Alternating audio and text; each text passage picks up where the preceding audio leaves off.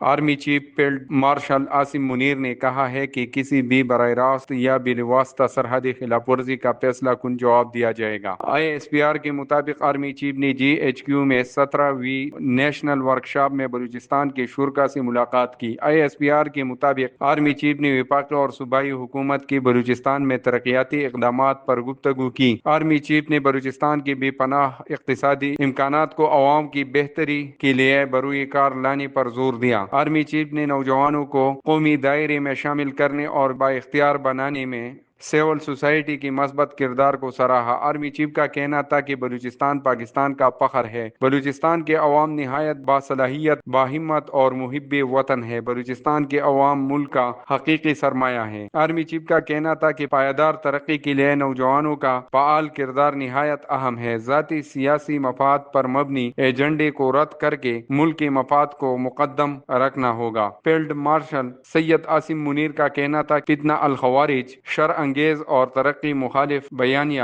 پھیلانے کی مذموم کوشش کر رہے ہیں۔ پاکستان خطے میں امن و استحکام کا خواہاں ہے۔ کسی بھی براہ راست یا بالواسطہ سرحدی خلاف ورزی کا فیصلہ کن جواب دیا جائے گا۔